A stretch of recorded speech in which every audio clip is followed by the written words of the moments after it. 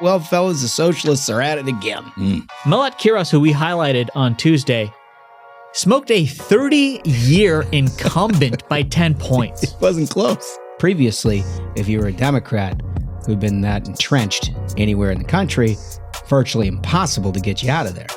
Well, that was until the commies came calling. That's the thing. Now they're everywhere. When they were at that victory party in New York City chanting "You're next" at the TV when Hakeem Jeffries got on, he saw that. Oh, yeah. He knows. And he's got zero leadership ability. He's a coward. He knows. That's why he's not like trying to protect these incumbents. He's trying to protect himself. Washington politicians are always getting in your wallet. Now they're messing with your credit card. Your credit card and the security it offers are under attack. The Durbin-Marshall credit card bill would change the nation's payment system to benefit corporate megastores like Walmart and Target at the expense of everyday Americans. Credit cards keep your payments secure and provide rewards that families use to help make everyday purchases more affordable. The Durbin-Marshall mandates would let corporate megastores cut corners on credit card processing, routing transactions over cheaper, untested networks with weaker security and fewer protections. That means higher risk of fraud, greater chance of stolen personal data, and the loss of rewards programs, just so corporate megastores can pocket billions of dollars in higher profits. Tell Congress to guard your card. Visit guardyourcard.com to take action and learn more. Ladies and gentlemen, your attention, please. This program has become one of the most influential podcasts in America. I love the personality. You guys are killing it. I just saw you're number one. So congratulations. It's an honor and a pleasure to welcome the great Sean Hannity. Guys, I love you. Congratulations on all your success. This is why you listen to the Ruthless podcast, because nobody else would ask that question. The only political podcast worth listening to is the Ruthless podcast. It's time for our main event. The Ruthless Podcast. Good Thursday to you. Welcome back to the Ruthless Variety program. I'm Josh Holmes, along with Comfortably Smug, Michael Duncan, and John Ashbrook, left to right across your radio dial. Well, fellas, the socialists are at it again. Just as we predicted here in the Variety program, wasn't a lot of people that were talking about Milot from Colorado on Tuesday. But And they are now. This morning I put it in the group chat that everybody, our listeners too, but over here, a lot of credit to Michael Duncan, because he was like, he's been tracking the communists writ large, but also this specific race. And he was like, we need to really get into it and let our listeners know about this commie running in Colorado. Because he was like, I think the commie's going to win. The Dems didn't think that. I should say the establishment Dems didn't think that. Well, they had a made woman, as we said, Diana DeGette, somebody who is well known in Democratic circles, been around since, I don't know, the first turn of the earth in Congress. And previously, if you were a Democrat who'd been that entrenched anywhere in the country, virtually impossible to get you out of there. Well, that was until the commies came calling. That's the thing. Now they're everywhere. Boy, they really let the dog off the collar, didn't they? And again, like we said on the Tuesday episode, this is not a New York. Oh, of course, in New York they picked the commie. This is not. This is in Colorado. Can't say it's a Manhattan problem now, can we? Nope. It's everywhere. It was beyond that before, but every time. So the way that this stuff works in DC, political communications, there's always spin going on about like what this elections are going to be about, how a party is being perceived, this, that, and the other thing. And when Mamdani was elected, everybody's like, it's just a city. Look, this is a very specific, isolated case. Sure, we have a radical Islamic terrorist socialist as a mayor of New York City on the 25th anniversary of 9/11. Sure. But that electorate is kind of individual. We're a big tent party. That's what Democrats would tell reporters. And those of us who also have talked to reporters over the years and pundits and everything else were like, yeah, but like, did you see what just happened in Jersey? Or did you see what happened in these local races? Or like the mayor of LA situation? Or like all of these things were kind of coming together. And then all of these races that Democrats didn't want to have on the map at all were becoming very problematic. And Democrats are like, Pat, these things don't happen out west. They don't happen in the Midwest. That it certainly don't happen in the South. It's Manhattan proper. that is just kind of an epicenter of this woke liberal thing, and it's not indicative of our party as a whole. It kind of is, isn't it, Dunks? I mean, the Colorado primary, of course, is the evidence we're pointing to here. It's not just the D plus 20 districts. And that's like the immediate problem. The fall problem, I think, is just as important, and that is how does it impact the national narrative for Democrats as they try to retake the House and the Senate. As we found during the Tea Party era of Republicans and, 2012 to 2010 area, candidates can say something like a Todd Aiken situation, and then it gets painted with a broad brush on all of your candidates and puts them in a tough position. And so you're seeing that not just from Democratic leadership, but all these folks out on the trail are going to have to answer questions like, do you want to eradicate Western civilization? Right? Does that have a place in your party? And so if you're in a battleground state or a battleground district, it makes it very tough to try to bat away those questions all fall. Totally. And I mean, we remember, well, it was like Scott Brown running for re-election in Massachusetts, trying to talk about his accomplishments in the year and a half he was in the Senate. And it was like, yeah, but what do you think about the legitimate rape guy in Missouri? What do you think about Todd Aiken? And he couldn't get over it. I mean, there would have been no, I'm virtually convinced there would have been no Elizabeth Warren at all on our political scene. I always maintained she would have done less trouble a couple of years at the CFPB. Yeah, because we didn't confirm Maybe just her. let her have the CFPB. Yeah, we you know didn't what I mean? confirm She'd her. have done some stupid, like, every bank must give a pamphlet, and then she goes off in the sunset, and now we got to deal with her crazy ass. You might be right about that. But she decided to run for Senate. But she was like neck and neck with Scott Brown and then Todd Aiken and Richard Murdoch. And all of a sudden you had this like branding exercise of the Republican Party. Like these people are all knuckle dragging troglodytes who have no idea how to relate to a modern America. And he was like, shit. So immediately everybody throws their jerseys on in Massachusetts and he gets his ass kicked. And I think Democrats do run the risk, to your point, Duncan. I mean, what they have going for them is a good political environment. But what cuts against them is that this is showing up everywhere. It is impossible to ignore who the Democrat Party is right now. Don't you think? No, you're exactly right. And you talking about Scott Brown reminded me, like, there are so many people comparing the rise of the socialists and the communists inside the Democrat Party to the rise of the Tea Party. Which is totally irrelevant. It really misses what captured the hearts and minds of people during the time of the Tea Party. They were mad because they couldn't keep their doctor anymore. They were mad because the government was spending hand over fist on shit in the stimulus package and nobody was listening to them. They were war weary. There was a whole bunch of, we just had a bank bailout. There was an Taxed enough incredible already. It was tapping into something that was out there in the zeitgeist. The American people wanted this sort of thing. And so they crested that wave in 2010 at the right time with the right message. But Ashbrook is I'm sure working up to this, but like the DSA message is not just like not resonant with the entire electorate or the country. It's not resonant with like American politics at all. Right. Yeah. Well, dude, fundamentally, the Tea Party wanted to make America better, wanted to make government more responsive to the people who are actually in charge.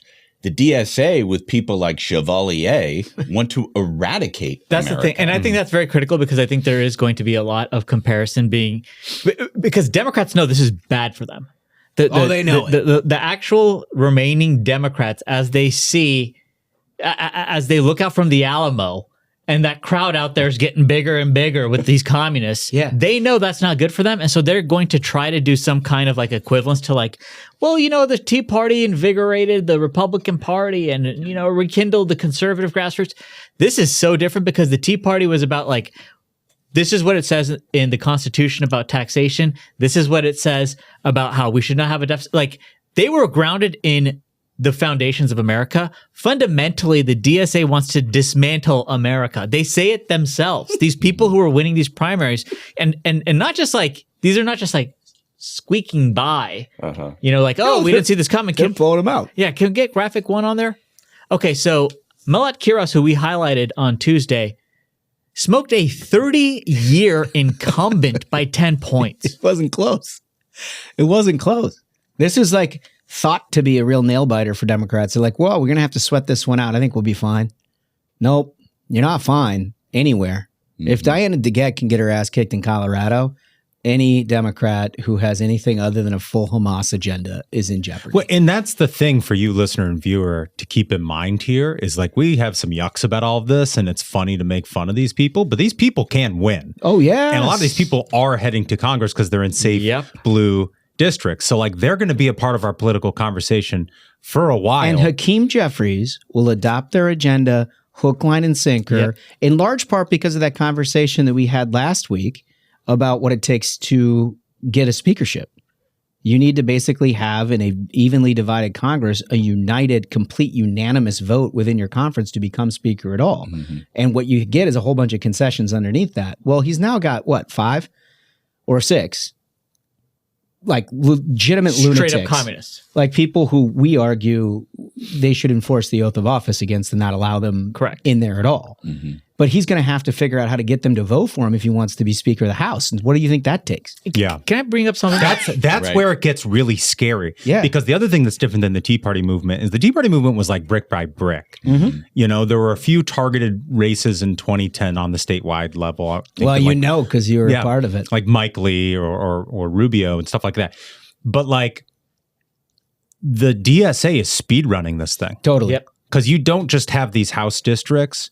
You got Graham Plattner, you got Abu Sayed in Michigan, and it's not up and down the ticket. Right. It's it could happen so quickly that like I don't know if the American people really understand how much this might change things. And it's incumbent on people like us and the Republican Party and everybody out there making this message to voters because your average person has no idea.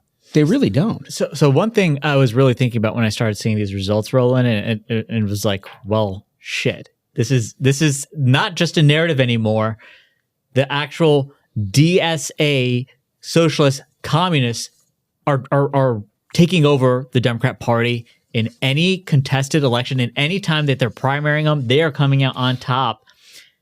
Where was the D-Trip in this? So that's I'm wondering the whole night while I'm watching the returns, like, why is the D-Trip not trying to protect these incumbents, not trying to keep the party in any way or shape or form in step with mainstream American voters? I think they've tried. I think they're being overwhelmed. They're going to roll over and play dead at this point. And I think the reason Hakeem Jeffries won't let them do anything is because he's like, if it gets out that I'm trying to like help these incumbents, when he sees there's a mob outside his windows, there's a mob. Mm-hmm. When they were at that victory party in New York City chanting "You're next" at the TV when Hakeem Jeffries got on, he saw that. Oh, yeah. He knows. And he's got zero leadership ability. He's a coward. Mm-hmm. He knows. That's why he's not like trying to protect these incumbents. He's trying to protect himself. Yeah. Yeah, it's a full overthrow is what's happening. And they are more than happy from a leadership perspective to try to just ignore the basics of it. I mean, the Tea Party, as we discussed, very, very different than this. But one of the big reasons is one of the legs of the stool of the Republican Party was encompassed by the Tea Party. Mm-hmm. It's the limited government, limited spending, cut taxes, all that. Like that is a one thing that almost every Republican agrees on until recent years, that everybody agrees on. And Democrats, if you look at the DSA agenda, there's not a thing. Mm-mm. There's not a thing that party, other than the expanse of government, which I guess encompasses all of their party. That's just their ideology is more. They're like, sees all private property. Yeah. So that encourages growing government. Other than government is God. Yeah. Yeah. Unless it goes up a head-to-head government versus Allah, in which case Allah, clearly, I think, probably takes that in a sweep. And the mainstream media seems to be doing their level best to kind of cover over the less popular things that are all over this DSA platform, and they make it sound like, oh, they just care about like housing and healthcare and stuff. Like they just it's an affordability agenda. Right. Right. Yeah. The end of Western civilization, just an affordability agenda. They're just, they're trying to think rent fixing, things like that. Well, like put aside like the pro-Hamas stuff and the weird anti-Semitic stuff, like prison abolition Yeah. That's a perfect example of what Ashbrook's talking about. It's like so far out of the mainstream. So that far. if you went up to a person and said, hey, do you think we should get rid of jails? Just let everyone out. Murders. And they're like, I don't know, maybe keep an eye on them. But yeah, we should get those guys out of there. Who is the audience for this? I don't know. But then if you think about the logic, it just doesn't have any. It's just, it's this space cadet crew that's probably just high on PCP. But like, consider the fact that what we covered on Tuesday with that guy in San Francisco, where you have trans activists shouting down a guy who's like the trans politician of their dreams because he's not pro-Hamas. What? Right. Like it.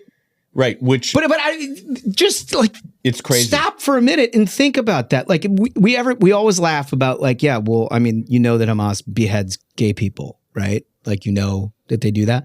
Like, surely to God, someone in that crew has been like, what do you think about the fact that if we went to Gaza that they would kill us probably first?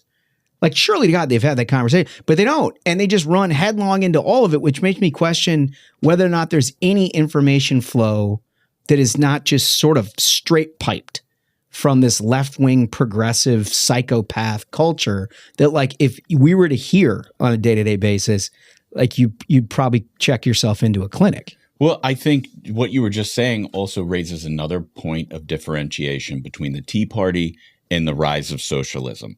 The Tea Party was funded by nickels and dimes and volunteer hours from money old bombs. women. I remember those. I'm old enough to remember. Oh, it's probably Duncan setting them up. Yeah, it was Duncan. Like setting up the money bomb. We're getting this Tea Party candidate elected. And it was all, I remember that time period very clearly, just like Ashbrook is saying.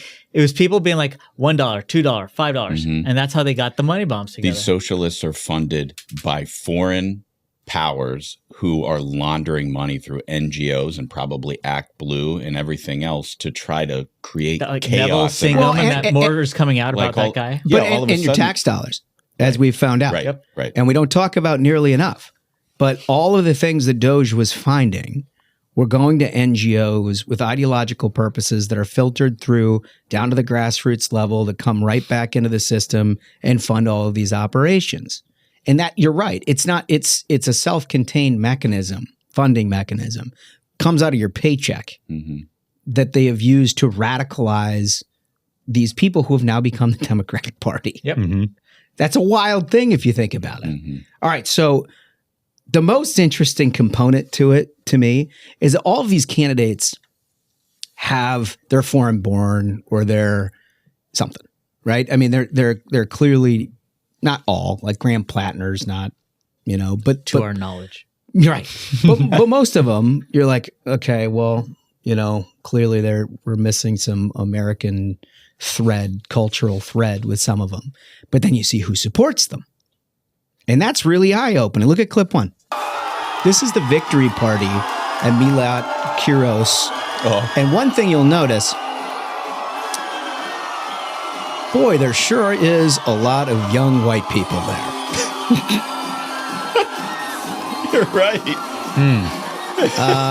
Can anybody see anybody who could be classified as a minority in any status there? And I think that's also something that should be studied about what is happening right now is a significant portion of this. Like, everyone already knows the drill on how communities that oppose defund the police most fervently are like Black communities in inner cities who oppose that. It's the like academic class among the left who are like, oh yes, well, we had a PhD working group sit down and we realized that we should abolish the police. We should abolish jails. We should, if someone's out there killing people on the streets, we should send a therapist to try to talk them down and see how that's going to work. No one who's actually affected by these policies supports these policies because like all of it is based like we went over that Darrell Chevalier, who's the most ridiculous candidate and who's going to be seated in Congress, folks. She's going to be in Congress.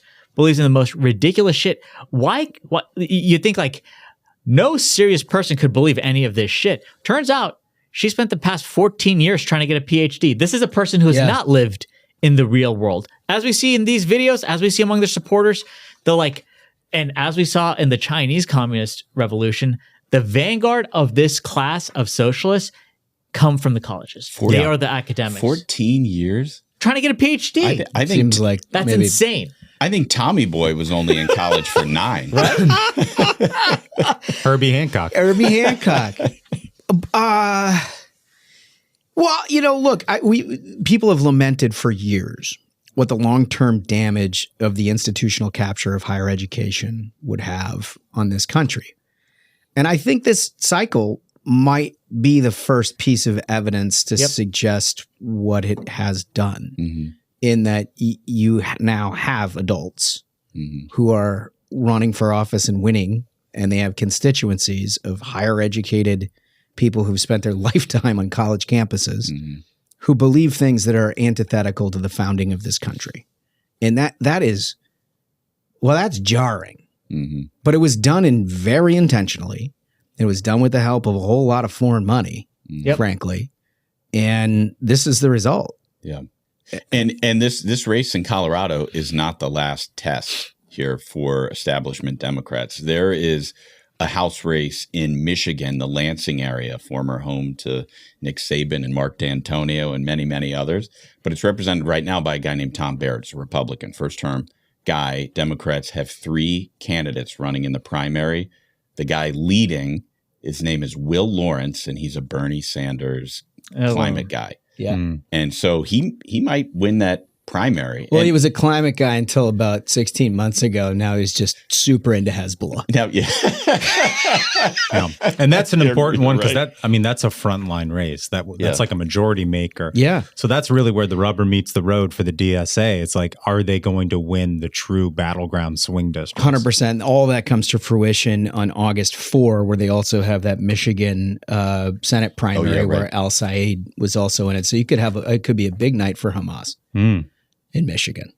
We'll see. If Al Said wins that primary, you talk about high noon between Mike Rogers and Al Said in the 25th anniversary of 9/11. Yeah. You got a national security guy against Al Said. I mean, that is high noon. Yeah, it's a tough look. But you know what? I mean, you take nothing for granted. You'd like to think that would take care of itself. It's not. And Democrats, we've now know that threatening to kill the children of your political opponent is certainly not disqualifying for Democratic voters. The Attorney General of Virginia did that. Having a Nazi tattoo is not disqualifying for Democratic voters. Alleged domestic assault and sexual abuse is not disqualifying for Democratic voters. I think you're going to find that when we get into the midterm, there is nothing that is disqualifying for a Democratic voter voting Democrat. I just don't think there is. Because if those aren't, I don't know what is. So we're going to find out. Funny little thing happened in Colorado on the way, too, is the sitting Senator Michael Bennet, who I think we've aptly described as like an undressed white bread. Yeah. I mean, there's not even a slab of butter on his toast. Unseasoned. Unseasoned. This is the blandest nothing. But he's had some electoral success in Colorado for a long time, and he decided he wanted to run for governor. Rizless. Crustless. Pop up that graphic, please. Graphic 3. He got his doors blown off by the attorney general there, who ran a campaign that was basically like insider outsider thing. I mean, this guy's a statewide office holder, and he was accusing Michael Bennet of being a political insider.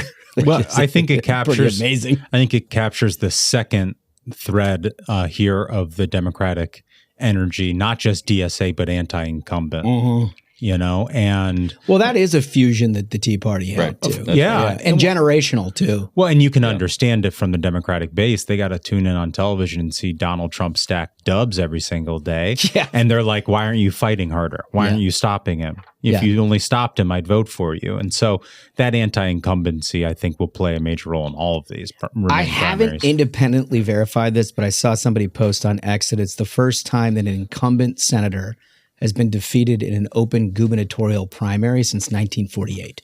Wow. That's insane. I think it goes to say how significant this momentum that the far left, that these communists have, is this is history happening. This is the time when you don't want to look back in 10 years and say, I wish we would have stopped him now. Yeah. Yeah. So we thought we'd just broaden the aperture a little bit and look at the generals here with all of this in mind. And there was some helpful polls that came out. New York Times had a spate of them. Harry Entman, our guy over at CNN, had clip 4. 2026 Senate poll margins. Okay, Democrats need a net gain of 4. Okay, you get 1 in North Carolina. But then you got a bunch of red on the screen. Now, these are close races, but you got a tie in Texas. Then it's +2 in Iowa for the Republicans, +2 in Alaska, and then +3, if we can make the circle there, in Ohio. So that gets you 1 seat. But of course, you need 4 seats. And on this board, red, close races and a tie. You're at 1. You're not yet to 4. All right. So that just give you some perspective. Fox News did its own spate of polls. They include Maine, where they had Susan Collins up 3 over the Nazi. But it was very, very similar in terms of its numbers to suggest that, Democrats are getting a break right now when it comes to North Carolina. It looks like they have got a lead. We'll see what happens post Labor Day down there. They don't have Georgia up there, which I think, that was a place where Republicans wanted to go -1 on the Democratic column. Doesn't feel great right now, but we'll see. But these other places that they have to pick up, even with the political environment sliding sideways on Republicans, they're not home by any stretch. No, you're right. And one thing I'll point out about this New York Times poll is that their sample this time around is a little bit different than their sample at this point in the cycle last time, because what they've done is tried to rejigger their understanding of these red Trump states like Iowa and Ohio.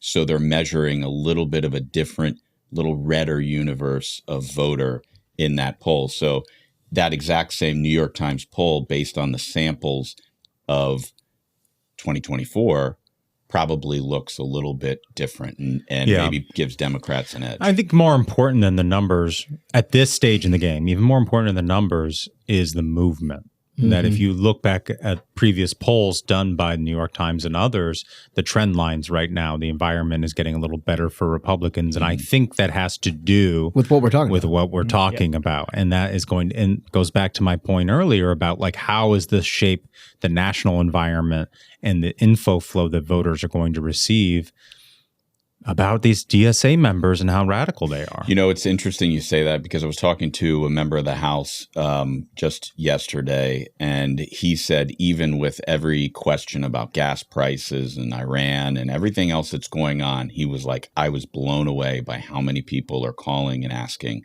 about this rise of socialism. Yeah. And he's 10 states away from New York. Yeah. I think it's a big deal, but they got to focus on it. We get through 250, we get through the 4th of July. The President of the United States needs to make this a central focus everywhere he goes. And because there is no message if it's not his message. And Republicans everywhere need to echo it. Because the truth is, it's not spin. The truth is, this is today's Democratic Party. They're either going to tell you it or they're going to do the Abigail Spanberger routine and adopt it after you elect them. Mm-hmm. That's it. It's not, well, there's a real diversity of opinion here in the Democratic Party, and maybe we do. Is there? I don't know. When's the last time that there's been a split Democrat delegation on a vote in Congress? Never. Mm-hmm. Not one time that I can think of. Yeah, their establishment candidates are lying through their teeth. They're just lying. Like Roy Cooper is a perfect example of this. Yep. He's running ads in North Carolina saying he's a law and order kind of guy. Yeah. And there are 1,000 criminals running around that state that he let out early. And obviously some terrible consequences. Arena Zarutskas of direct result. Right. It clearly tells you everything you need to know. As they say in politics, a hit dog hollers. He knows that's his vulnerability in this election, so he's trying to get ahead of it with his own spin. But it is his Achilles heel, 100%. So what is an interesting confirmation to what it is that we're talking about, it always comes from Democrats. And you look at the prospective 2028 field, people who want to be president of the United States, what are they doing, right? Mm-hmm. Shapiro, we covered on Tuesday, deciding not to have any participation in America's 250th birthday. Crazy. Like that's going to be a litmus test on the debate stage. Right. And wild. But it's Shapiro's like celebrating this. doing that. Yeah, right. Celebrating this country, a guy who like they would love to brand as like the moderate, thoughtful Democrat. And when Philadelphia's in your state and like all of it happened there, it's like, Yeah. dude, what is wrong with you? Yeah, so like McCormick and Fetterman have to rescue the thing, as we covered.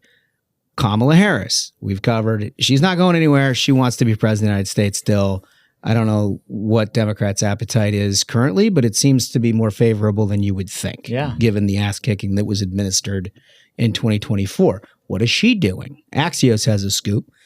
Harris reaches out to Mamdani, pro-Palestinian activists in run up to 2028. This is you. I think this tells the story. Yeah, it does. There is going to be no pushback. All these lunatics, whether it's Milat Kiros in Colorado, whether it's Daraliza Chevalier in New York, there's going to be no pushback. They are all wondering, not how do we try to distance ourselves from this insanity.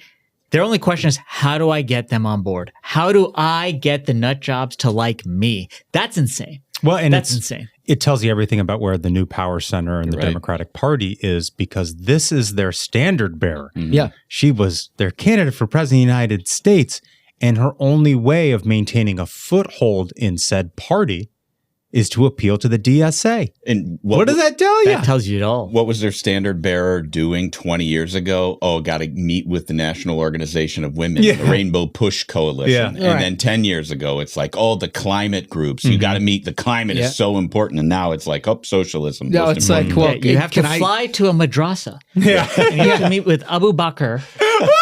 And he'll instruct you on a platform. Yeah.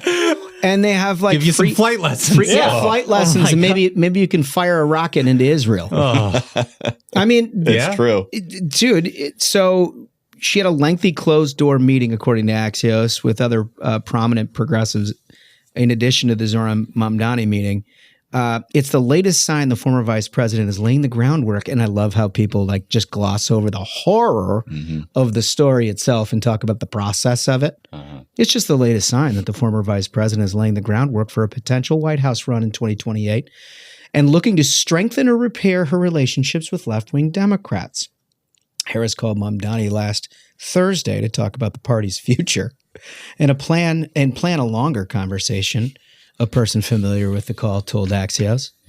Harris, who was occasionally texted. I mean, this is all coming from Harris, right? That's the thing, is they want to be out there. They're like, everyone, look at us. We're doing everything we can to appease you crazies. We're Mamdani's presidential candidate. Totally.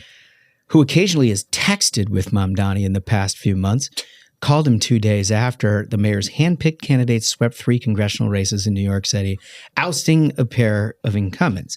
In April, Harris met with Representative Alexandria Ocasio-Cortez in Chicago on the sidelines of the, quote, Power Rising, unquote, conference, a summit for Black women empowerment.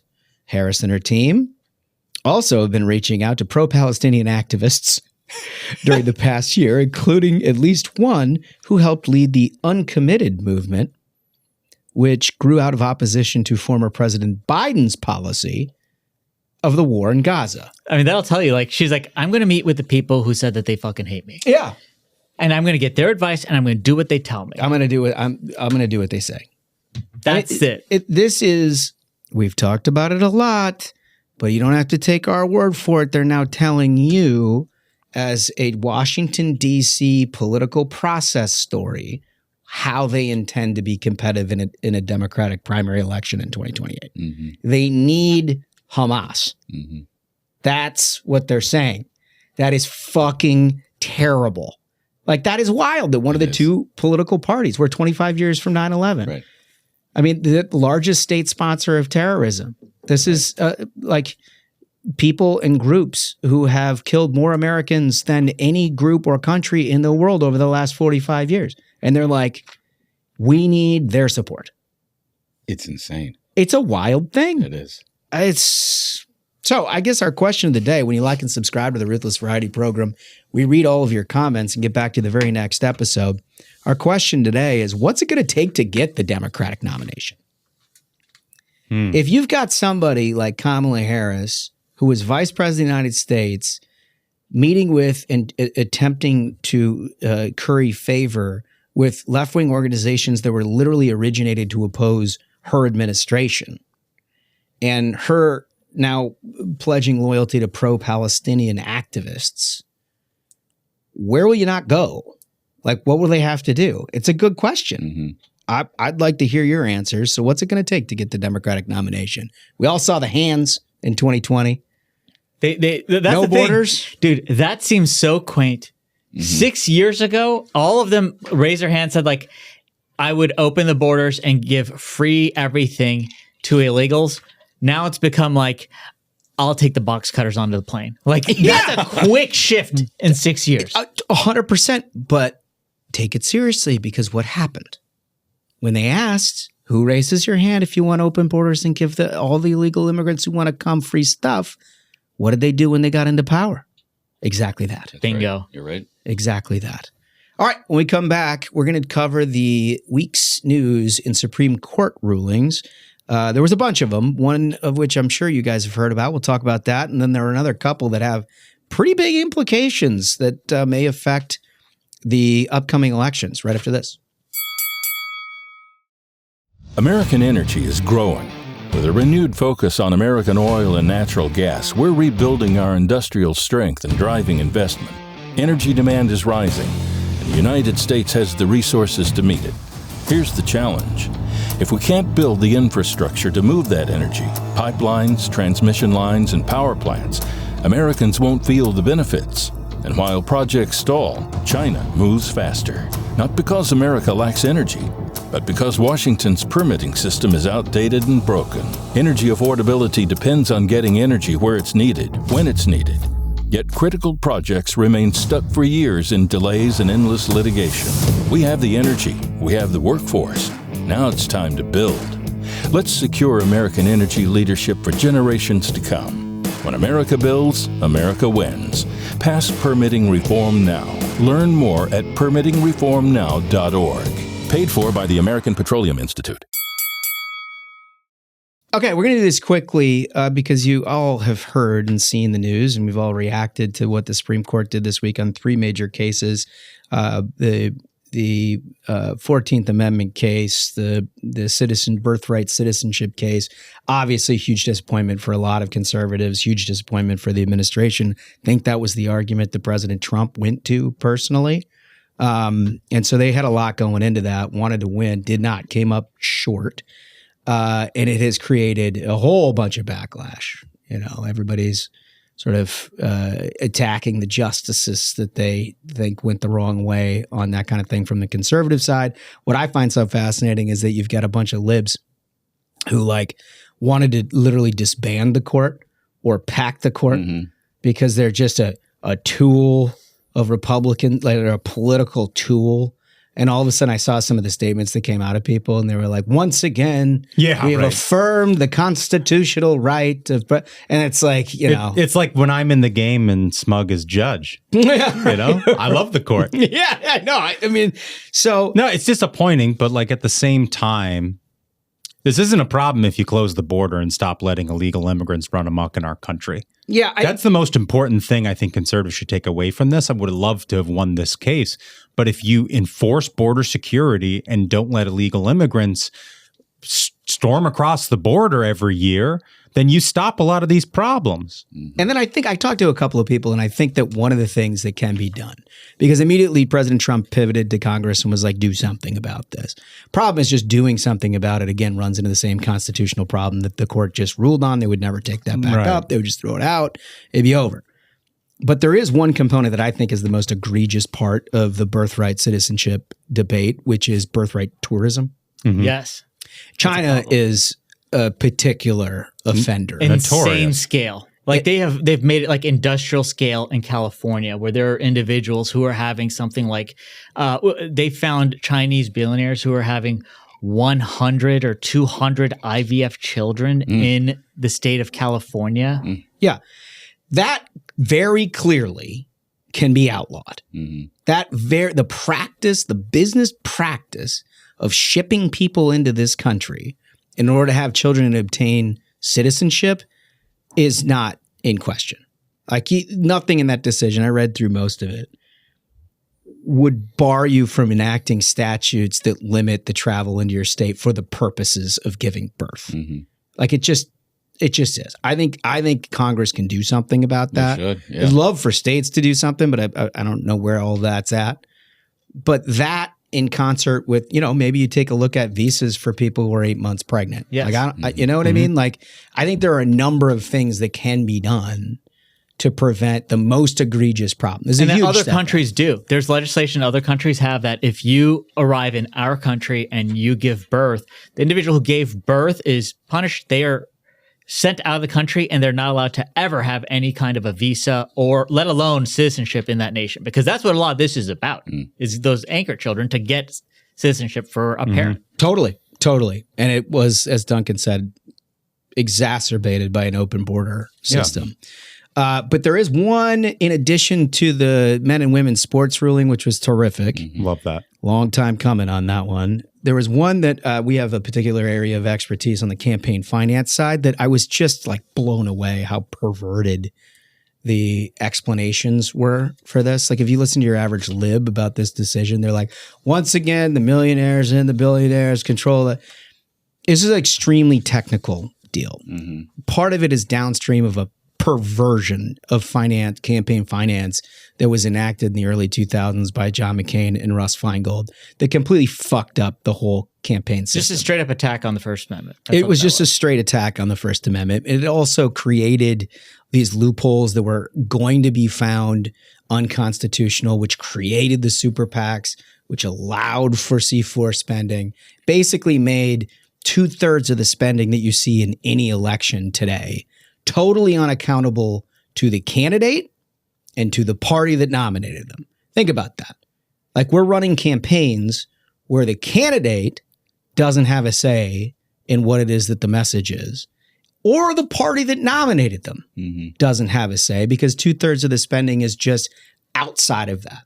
Well, what this decision specifically did was make sure that the party regained what it used to have pre-McCain-Feingold, which is command and control and ability to coordinate with the candidate.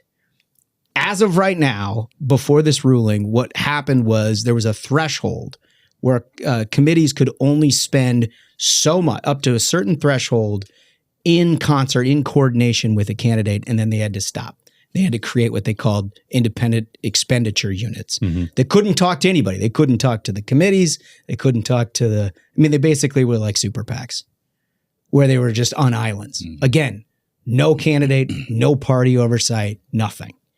And what this said is you don't need that shit anymore. If you're raising money into a party, we know that you are raising that money and spending that money on behalf of the candidates that you nominated. Wow. What a fucking shocking, conclusion to come to. They just said you can do it. It has nothing to do with more money in elections. In fact, it has an exact opposite effect. What it means is the dollar goes a long way because there's an interesting component to this that nobody's reported, in that the FCC under Brendan Carr a year ago issued an opinion that party committees get the lowest rate. And what happens is super PACs get a higher rate for buying advertising than candidates. Candidates get the lowest, and the party committees are like somewhere in between. What they said is party committees are basically candidates because they're all advocating for the same thing. It shouldn't be any surprise to anybody. That, in concert with this decision, makes a party pretty significant, and it mitigates the importance of super PACs, which are accountable to nobody, and those are the things that are funded by millionaires and billionaires. And it makes the message accountable to the party and the candidate. And the reason why Democrats are squealing so loud about this is because they have completely shifted their party's business practices as it relates to elections. They are funding these elections through NGOs and super PACs and outside groups in a way that they're super committed to this tactic. There's a reason all their party, the DNC, is a disaster. We've spent a lot of time talking about Ken Martin and all their problems, and their fundraising in these organizations is very, very bad as a result. Right. And that's why there's a reason that every one of these Democrat candidates and elected officials go and take a photo with George Soros' son. Yeah. And not with the head of the DNC. Because 100%. Party committees are bankrupt. And so if a well-capitalized party committee can now get the lowest rate, you've now 5x or 10x the cash advantage you have versus your opponent. Yeah, so pop that up, graphic 4. This is the to date reported income stream on the Republican and Democrat side party committees. RNC to DNC, it's 125.5 to 14.5. The House arms, 81.73. The Senate arms, 49.37. It's a total difference of 255 to 124, a substantial $100 million advantage to the Republicans. That's why Democrats don't like it. Mm-hmm. Remember, like when they say they don't want voter ID, it's not because it has anything to do with disenfranchising black people. It's because they want more people who don't have any business voting in the first place to vote. Mm-hmm. When they say this is about millionaires and billionaires, it's not. It's about the fact that they've built party committees that are totally bereft of any sort of fundraising capacity whatsoever, and they now have a disadvantage. Mm-hmm. So they got a message against that. That's why this is a bad thing. That's right. It has nothing to do with expanding money in politics. So I hope that's helpful. Mm-hmm. Anyway, that's a Supreme Court rundown. We got to play a quick game, fellas. Okay. Our signature game. It's our signature game here on the Ruthless Variety program. King of the Hill, you've just absolutely demolished the integrity of the court last week, Smug. I'm a bailiff. I'm a law and order guy. So we were I'm just talking about on that. What group of people hate on law and order and our courts. And I think you're mimicking them. Mm-hmm. I think I ran a fair court then, and I expect another win. I'm going to be I think you acted a lot like Amy Coney Barrett. I'm just going to say that. I'm going to say I'm a big Justice Thomas guy. Always have been. And I'm competing this week, and I am bringing Joe Walsh for the win. Okay. And I'm the defending champion, the fat man, Steve Schmidt. Mm. Let's go ringside. Ladies and gentlemen, your attention, please. It's time for King of the Hill.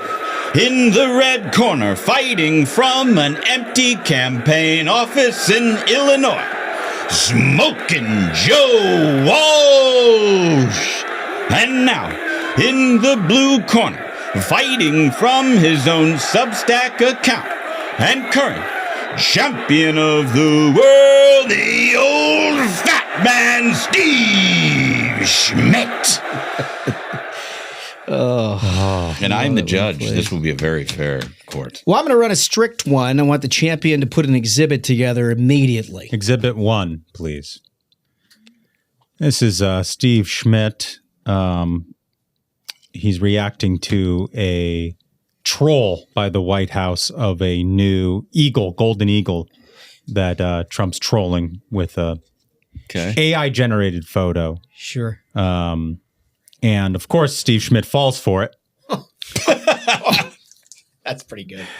And he writes, "This is grotesque and un-American. 11 stars represents the Confederate States of America, not the United States of America." Oh, man. I would also note, he got a community note on this because that is also not accurate. What if it's true? So he got a community note. He fell for AI, and it's hilariously wrong. Oh, my God. That's pretty good submission. Okay. Challenger?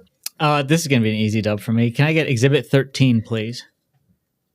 Joe Walsh, who we all know is a, quote, former Tea Party guy who is now essentially just like a left-wing idiot, is, quote, retweeting someone saying that, like, as a former Tea Party member of Congress, I agree with every single point this person makes, who they, quote, retweet. One of the points they make is the Tea Party was never serious.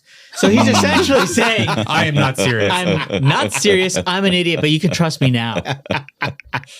But now I've got it. Yeah, now it's changed. How do you think, Judge? What do you think? Well, Steve Schmidt's take was very good, and he messed up on a few things, and he earned an awful lot of points for that. But given the subject matter of our show earlier today and the Tea Party theme, Joe Walsh takes round 1. Yeah, I mean, he just didn't pick me because he'd be fooled by AI, too. Good. We move on to the second round. Comfortably Smug. This is going to be a 2-round knockout. Can I get Exhibit 16, please?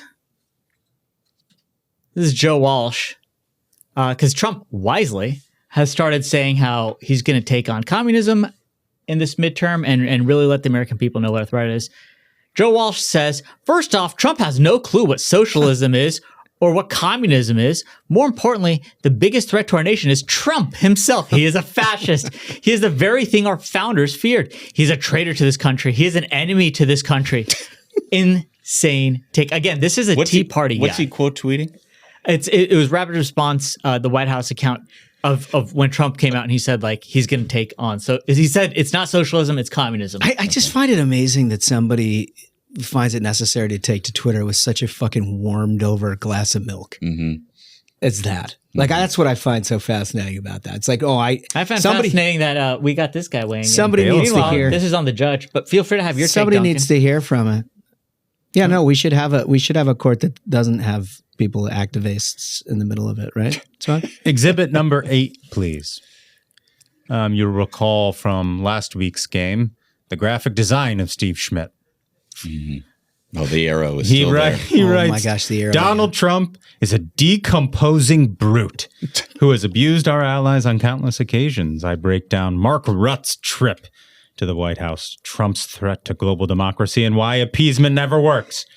And he again has a graphic where he puts a title, Off the Deep End, with a helpful arrow to Trump's face, not his face, in case you were somehow confused and you might think he's off the deep end. Wants to make sure people are not confused. It's a good bit. Very funny.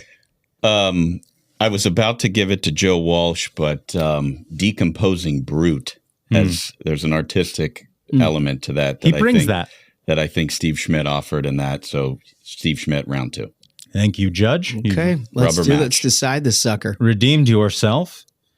Okay. Yeah. Exhibit 5, please. Steve Schmidt writes, Donald Trump has made the 250th anniversary of America's independence about himself. I break down the empty Great American State Fair, J.D. Vance's villainy, and why America has turned against Trump's regime. With another helpful graphic. No arrow. He's no patriot. He forgot the arrow. No arrow. Which is interesting. Huh. And I'll be curious to see Feels like a repeat the take. great Ohio judge here from the District Court of Ohio is going to allow Steve Schmidt. I'm going to cut that off. To call, let's just go to the next round. J.D. Vance a villain. Exhibit 15, please. Challenger. Joe Walsh here. Completely agree with @Mike Young. Based on the daily engagement I've had with Trump supporters over the years, it's clear to me they've given up on democracy.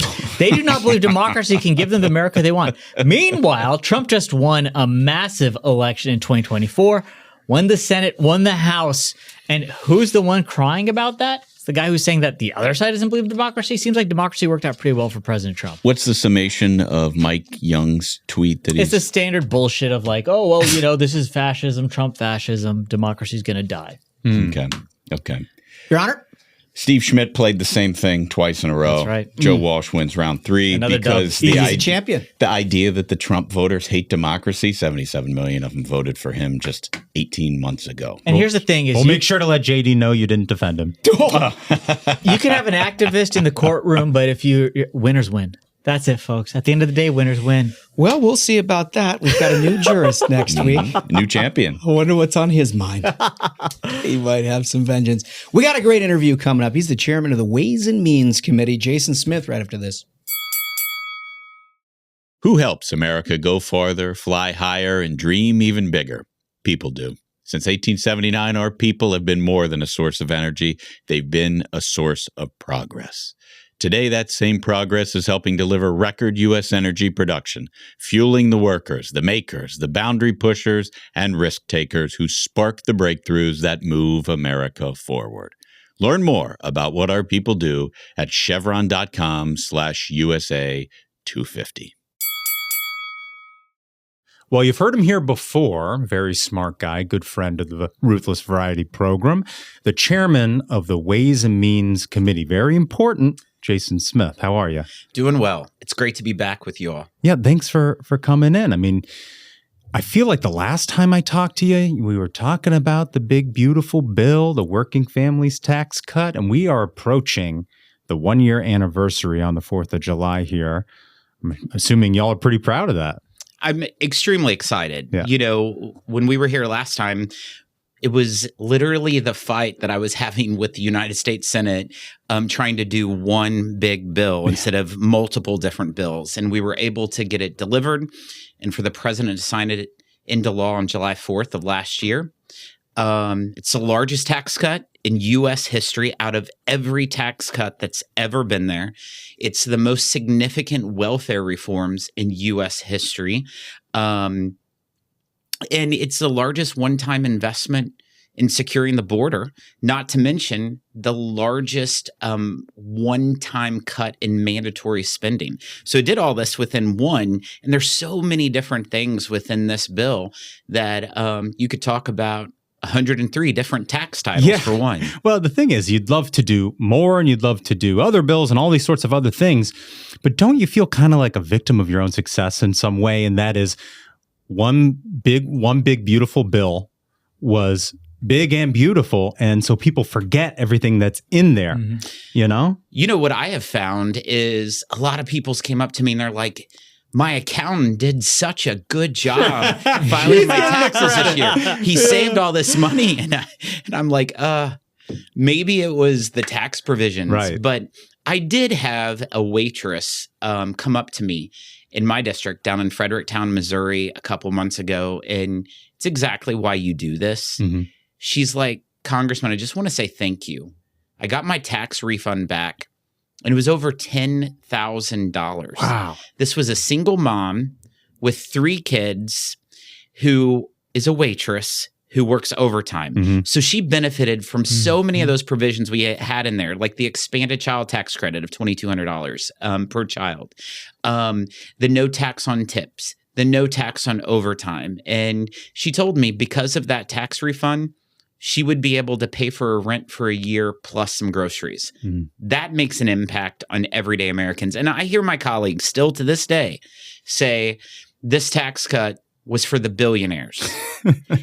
And my question is what billionaires do you know get paid tips? Right. What billionaires do you know rely on Social Security? Yeah, or even like filing a W-2, you know? Exactly. I mean, come on. It makes no sense. And that's, I think, a big part. It's very important for Republicans to, I know you're a guy who's focused on actually getting work done. We really need to, especially ahead of the midterms, make sure as many people know about what a tremendous success this was. 97% of Americans benefited from this, directly had their taxes cut as a result of this. That's as much of a success as any piece of legislation could hope to accomplish. That's correct. You know, a family of 4 that makes $73,000 or less under these tax provisions now will pay 0 in federal taxes.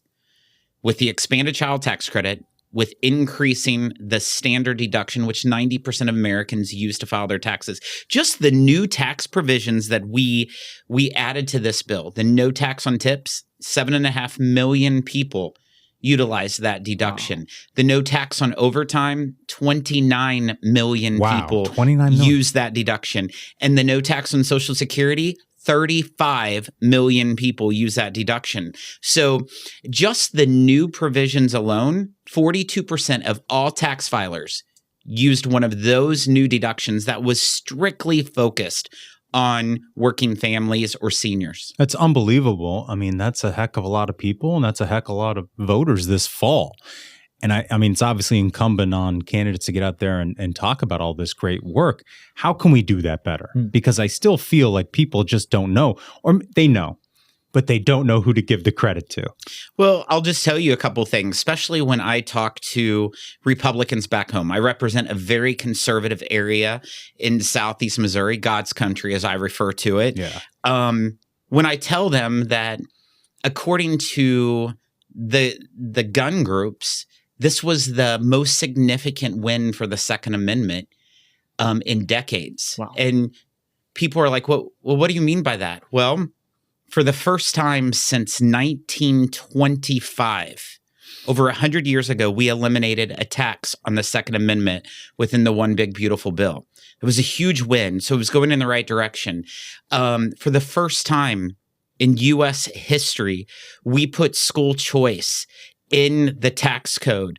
Republicans have campaigned for decades that they support school choice, but they have delivered nothing until the one big beautiful bill. I could go line by line on so many things within that are core to conservatives that we were able to deliver. I mean, ambitious piece of legislation. You're absolutely right about the school choice thing. I mean, we've seen success in some states, but nothing like this on the federal level. I mean, this will be life-changing for so many kids in our education system writ large. It's unbelievable. And, that's a huge win for Republicans, for taxpayers, something that we should be talking about in this midterm. But another issue that really caught fire, it feels like, starting December of last year with Nick Shirley uncovering all of that fraud, waste, and abuse that was happening in Minnesota, is you've been doing a ton of investigations into fraud, especially when it comes to hospice. And I guess during a hearing, you uncovered a burrito stand, which was registered as a hospice getting taxpayer money. Is that? In Los Angeles, you're exactly right. It's bizarro land.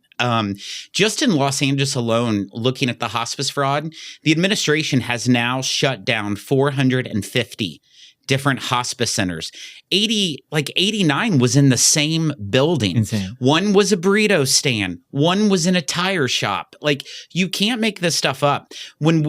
Our investigations, we've discovered that roughly $60 billion a year is taken away from Medicare in fraud alone. Just $60 billion. 60 billion, which is absolutely crazy. That comes out to about $900 towards every person who is on Medicare. And if you just continue to look at it, whether it's the fraud that was going on in Minnesota with the Leering centers, or the durable medical equipment fraud in South Florida. Like, we've been monitoring so many different areas, or in the state of New York. The number one new job was home health aides. And just in January, we have discovered over 600,000 fake employees. 600,000. 600,000 in the state of New York. Wow. I mean, so we've talked to people about this. And the thing that's really concerning is because so much of this, is controlled and managed by the states, but the dollars are coming from Washington for a lot of these programs. You kind of lose the incentive to police it properly. And they always say, well, we just need more money to do this thing. And it's like, no, the fraud is costing other people who desperately need these services, right? Who desperately need hospice care and things like that. And that's really the saddest part of the whole thing. How is it that we can have better enforcement to stop this sort of stuff from happening? We have to take bites out of the apple. There's numerous different ways to have better enforcement. A lot of times it is the partnership with the states that is the issue, the oversights in the different states. But if you just look at Obamacare, I asked for the Government Accountability Office 2 years ago to investigate the waste, fraud, and abuse within Obamacare. Their report that they came back, this is federal program, that one Social Security number was attached to 125 different insurance policies. Just one. Wow. They also, the GAO, when they were doing this investigation, they set up 20 fake accounts, signing up 20 fake people that didn't even exist, and 18 of those 20 got approved. And a year later, those 18 on 20 were still receiving services. 59,000 dead people was having insurance subsidies. I mean, under Obamacare, those premium subsidies go to the insurance companies. Right. And the insurance companies love dead people because they're going to get paid and they're not going to have to pay out. Yeah. And so government has to do a better job. I think when most people fill out any kind of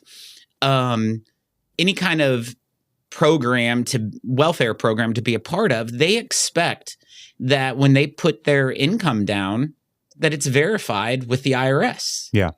You would think that. Right. Wait, it's none of it is? It's not. Unreal. It's like, and so we need to have all areas of government working together. AI can be very helpful in this. It's not like you have to hire more bodies. Like, there's technology out there to do it, but I'm glad that it's now an interest of the administration. Vice President Vance, I had dinner with last night, sat next to him. We were talking about all the different fraud that is coming forward and what they are doing. And there's still so much more. And also, so much more to do. That's the thing is a lot of folks who can hear this news in the public are like, okay, so what is being done about this? Your committee is putting together a package to tackle this stuff. What all is that going to be? That's exactly right. We've been passing different bills. One is in regards to unemployment fraud. There are billions of dollars, in fact, hundreds of billions of dollars still from COVID of the unemployment fraud that went to people outside of the United States, other countries. We passed a bill just this week off of the House floor from the Ways and Means Committee that actually allowed the federal government to go after some of the frozen unemployment fraud that's sitting in bank accounts right now to come back to the federal taxpayer. To get that money back to for get taxpayers. that money Incredible. back that we know that's fraudulent, that was brought out there, but it's frozen accounts. And when you look at just hospice care, there's legislation requiring random inspections of these hospice centers to make sure that they actually do exist. That's awesome. It's just little things that could be done, and we're working on it. That's fantastic. So I know there's a lot of priorities between now and the end of the year. We had reconciliation. We had the skinny reconciliation on getting everything fixed with that sort of the shutdown of DHS and everything. Reconciliation 3.0. Is this a thing that's going to happen? I know there's a lot of other stuff. There's Farm Bill, there's FISA, there's but like I know that's sort of the discussion right now. Is it even feasible? What's your take on the whole thing? So I push so aggressively for the one big beautiful bill because if you look at history, two partisan reconciliation bills have never passed in the same year. Even the skinny one that just passed a few weeks ago was not in the same year. So it's going to be a challenge. In a razor thin majority like what we had when we did the one big beautiful bill, I walked into it knowing I could lose 2 votes in the House and 3 votes in the Senate. We lost 3 votes in the Senate and 2 votes in the House. So we didn't have any extra room. In fact, the vice president had to make the tie-breaking vote in the United States Senate to ultimately pass the bill. And so I think that there's a lot of bipartisan items right now that actually could get put on the president's desk. Whether it's in tax, whether it's in healthcare, also within welfare and fraud. I truly believe that there's some bipartisan stuff. For example, we had the First Lady that came in before the Ways and Means Committee back just 2 months ago, did a roundtable on her initiative, Fostering the Future for foster kids. And ultimately, we crafted that legislation, passed that legislation, and every single Republican and every single Democrat in the House of Representatives supported it. It's now over in the United States Senate. So there's things like that that's out there that we can deliver. But if you just look at the calendar, there's not many legislative days that's left between now and August, for example. And if you look at legislative days between now and the election, it's not many. It's roughly 20 legislative days, in fact. Wow. And so that takes, and we still have to fund government. Right. And I think that that's a huge concern. That's probably my biggest concern moving forward. We've just had 2 record government shutdowns. I am fearful that the United States Senate might lead to another government shutdown. I expect a continuing resolution to be passed to fund government for a few months, but I don't know if they'll get 60 votes in the United States Senate, which keeps me up at night thinking about this. Well, you think it would be a short shutdown and then they pass a CR, continuing resolution, or you think they'll just pass a CR and kick it to after the election, or how do you think that will? I think that the House of Representatives is under will pass a continuing resolution till after the election. Okay. My fear is I'm hearing from Democrats that they want to shut down government because they view it as a political opportunity, because if government shut down going into the election, they believe that helps them. Well, plus they're getting all that pressure from their DSA left-wing base, too, to fight Donald Trump and the Republicans. So, I mean, Chuck Schumer, this is like, he's got to do it for his job. You look at these elections, like what's been happening in the Democrat primaries, where 30-year incumbent was beat this week in Colorado. You had 2 incumbents last week beat in New York. And these are people that are winning and they're becoming members of Congress. Right. And they have, like, one of the members in New York, who's going to be a new colleague of mine, said that she used the American flag as a napkin to wipe her hands. That's the most disgusting it's just thing. It's just hard to believe. That Chevalier said that she wanted to eradicate Western civilization.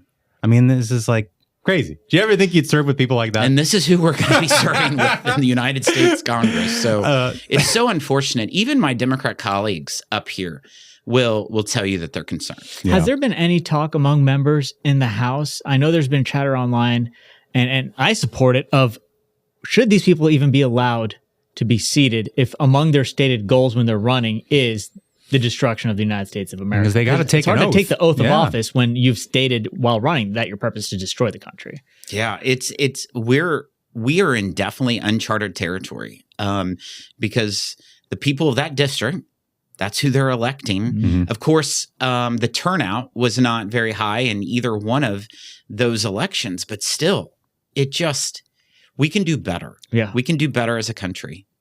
Now, our most important question. What are your plans for the 4th? I'm going to be in Washington, D.C. on the 4th. Oh, sticking around. So this will be interesting. I mean, you only celebrate the 250th anniversary of your country one time.